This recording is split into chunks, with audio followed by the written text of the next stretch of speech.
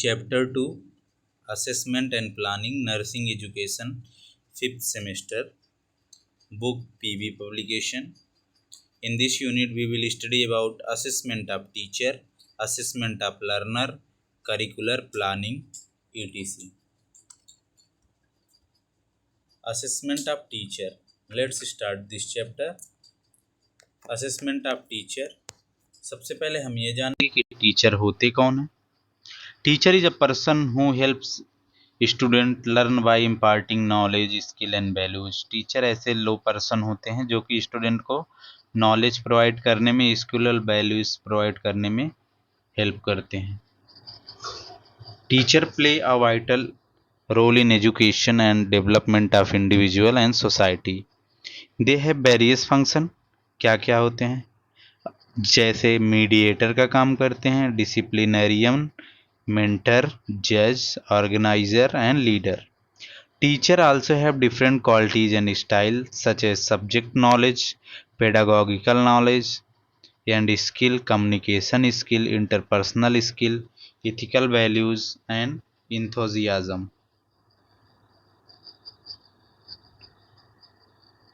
Teacher can influence and inspire student in many ways such as by motivating, supporting, guiding, challenging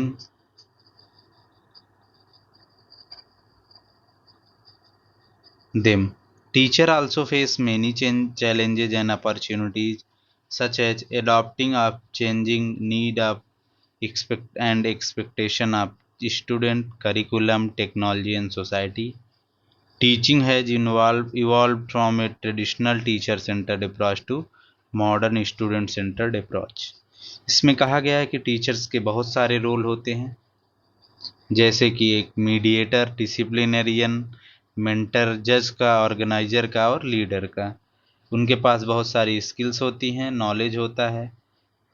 उसके साथ ही साथ बहुत सारे challenges हैं, जैसे कि adopting to changing need of expectation and, जैसे स्टूडेंट की नीड क्या है, उसकी एक्सपेक्टेशन क्या है। करिकुलम चेंज हो जाता है, टेक्नोलॉजी बदल रही है और सोसाइटी भी आज चेंज हो रही है। पहले टीचर सेंटर्ड अप्रोच होता था, आज स्टूडेंट सेंटर्ड अप्रोच है। अब बात करते हैं डिफिनीशन की। According to Edmund Amidon, teaching is an interactive process primary involving classroom talks which takes place between teacher and pupil and occurs during certain definable activities. Teacher is a person who help student to acquire knowledge, competence and virtue. Teaching is an intimate contact between more mature personality and less mature one, which is designed to further the education of later.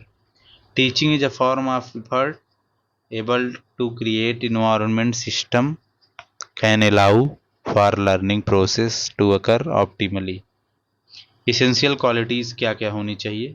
ये exam point of view theoretical बहुत important है, जिसमें कि knowledge और expertise चाहिए, passion होना चाहिए और एंथुजियाज्म होना चाहिए, इफेक्टिव कम्युनिकेशन स्किल्स होनी चाहिए, पेशेंस एंड अंडरस्टैंडिंग होनी चाहिए, एडाप्टेबिलिटी एंड फ्लेक्सिबिलिटी होनी चाहिए, एम्पैथी एंड कंपैशन होना चाहिए, स्ट्रांग ऑर्गेनाइजेशन स्किल होनी चाहिए, एक्टिव लिसनिंग होनी चाहिए, स्टूडेंट को सुनने के लिए हॉनेस्टी होनी चाहिए, पंक्चुअलिटी होनी चाहिए, गिविंग एंड रिसीविंग फीडबैक होना चाहिए और कंटिन्यूअस लर्निंग के लिए उसको खुद भी लर्निंग करना चाहिए। Great teacher our life long learners, ये मतलब कंटिन्यूअस लर्निंग करना चाहिए। ये नहीं कि मैं टीचर हूँ तो मैं अब सुनूंगा ही। अब बात करते हैं टीचिंग स्टाइल की। देखिए, टीचिंग स्टाइल यानी कि टीचर पढ़ाता कैसे है। Teaching style are different method and strategy that teacher use to facilitate learning in their classroom. Here are 4 common teaching and learning style, common learning teaching style. Formal authority, this is a teacher centered style and involve lecture, giving instruction and assessing student performance। जो कि स्कूलों में होता है, lecture provide करते हैं और उन्हें इंस्ट्रक्शन दिया जाता है, साथ ही साथ एसेस किया जाता है बाय एग्जामिनेशन। एडवांटेज है सुटेबल फॉर लार्ज ग्रुप के लिए, और इस्टेब्लिश करता है clear expectations and standard. Disadvantage ये है कि बोरिंग हो सकता है, डिमोटिवेटिंग हो सकता है, स्पेशली फॉर डाइवर्स लर्नर के लिए होता है।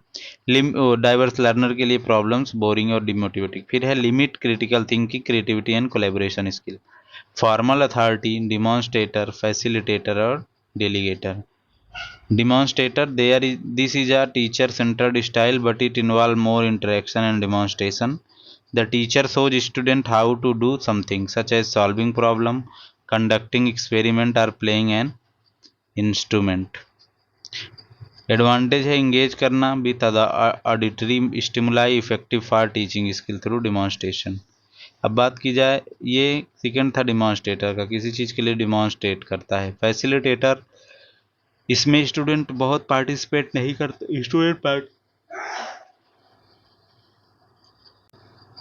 स्टूडेंट तो पार्टिसिपेट करता है, लेकिन teacher act at facilitator who help student to find their own answers and solutions rather than providing them directly.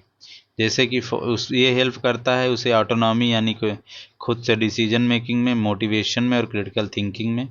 इसके लिए टाइमिंग ज़्यादा चाहिए, डिसएडवांटेज है। Delegator, this style is also student center but it involves more delegation and less guidance। इसमें और कम guidance provide किया जाता है। इसमें teacher assign task, project and role to student and lets them work independently और in group with minimum intervention. जैसे हमारे college में कह दिया गया कि आपको माइक्रो टीचिंग प्रेजेंट करना है, फिर उसमें टीचर का रोल खत्म। Teacher act eight consultant who provide feedback and evaluation rather than instruction and direction. ये स्टूडेंट को एम्पावर करता है, फॉस्टर कोलैबोरेशन कराता है क्लास में सबका, इन्हेंस करता है क्रिएटिविटी को। डिसएडवांटेज है कि risky and unpredictable, relying on student readiness and interest, difficult to ensure quality. Quality कैसी होगी ये डिफाइन करना थोड़ा सा मुश्किल होता है। ये इसके कुछ क्वेश्चंस रहे, आप देख सकते हैं। अब बात करते हैं असेसमेंट ऑफ लर्नर की, कि लर्नर को असेस कैसे करेंगे। Learning is process of acquiring new knowledge और स्किल थ्रू एक्सपीरियंस, प्रैक्टिस और instruction. Learning can result in a relatively permanent change in behaviour.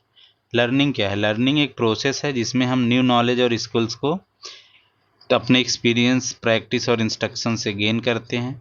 Learning का रिजल्ट ये हो सकता है कि परमानेंट चेंज होगा आपके बिहेवियर में, एटीट्यूड में और पोटेंशियल में। Learner are individual who engage in learning activity. Learner किसे कहते हैं? जो लर्निंग एक्टिविटीज में इन्वॉल्व होता है, आइदर कॉन्शियसली और unconsciously, to achieve their goal और satisfy their need.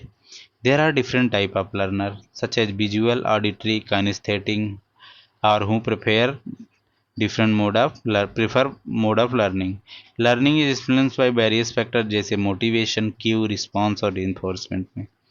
Learner and learning की definition क्या है? Learner is defined as individual who willing to learn and understand new things. Learning is defined as the relatively permanent change in person's knowledge or behavior due to experience. Determinant of learning, learning को determine कौन करते हैं? Are the factor that influence how and what people learn. Learning needs, किसी की need क्या है ये define करता है। फिर है चूज द राइट सेटिंग, इसमें क्या होता है कि आइडेंटिफाई करो लर्नर को, सही सेटिंग को चूज करो। फिर कलेक्ट करो डाटा, लर्नर के बारे में क्या आता है उसे। फिर collect data from the learner, उसके बाद इन्वॉल्व अदर मेंबर्स, फिर prioritise their need. Method of assessing learner को है formal method, informal method. Formal में होता है टेस्ट, क्वेश्चनर, चेकलिस्ट। इनफॉर्मल में कन्वर्सेशन करो, इंटरव्यू लो और फोकस ग्रुप करो। दूसरा होता है रेडीनेस टू लर्न, कितना वो लर्न करने के लिए रेडी है। Learn is degree to which learner is motivated, कितना मोटिवेटेड है, इंटरेस्ट है, इंगेज्ड है।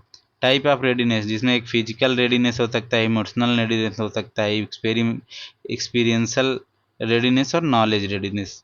मतलब किस वो रेडी है कि नहीं है। तो अगर फिजिकली रेडी है तो फिजिकल रेडीनेस, इमोशनली है तो इमोशनल। कैसा है? Method to assess readiness to learn, कैसे करेंगे? तो सेल्फ असेसमेंट करो, पीयर असेसमेंट करो और एजुकेटर। सेल्फ में खुद से उसे असेस करो, दूसरा पीयर यानी उनके फीड बाय रेटिंग स्केल और डिस्कशन, उनके पीयर्स जो है रेटिंग प्रोवाइड करेंगे।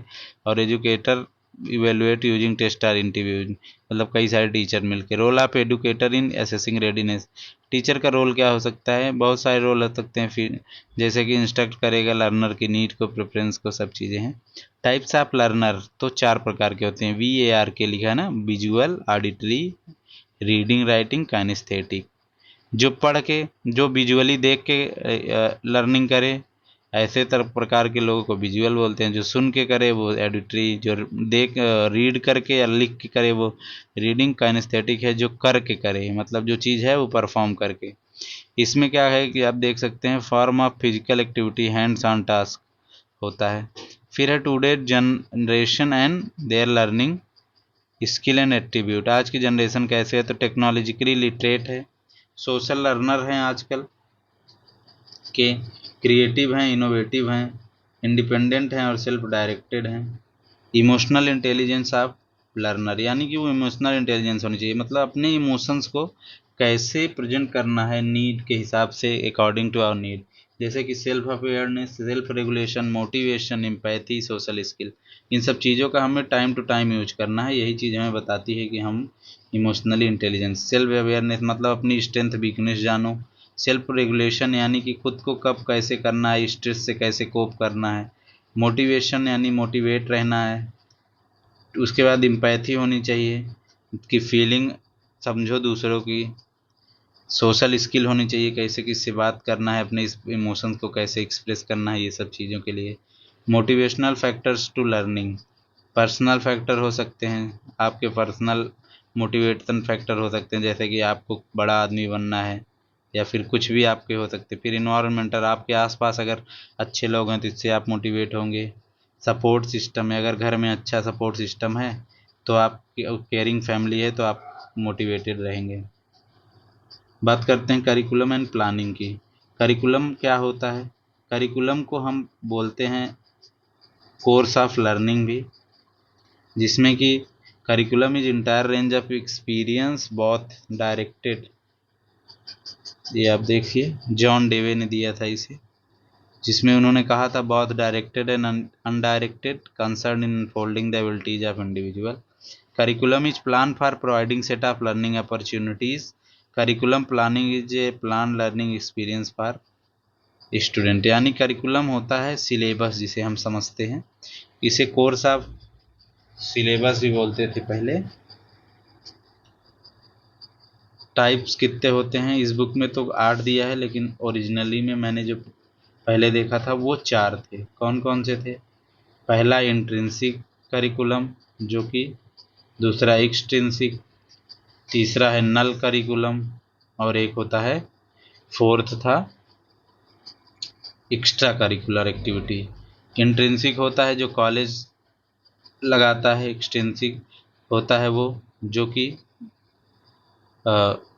कॉलेज में, ये इंट्रिंसिक होता है जो कि जरूर कॉलेज का अपना नियम होता है। एक्सटेंसिक यानी कि जो पढ़ाया जाता है। नल करिकुलम वो है जो कि पढ़ाया करिकुलम में होता है लेकिन पढ़ाया नहीं जाता है।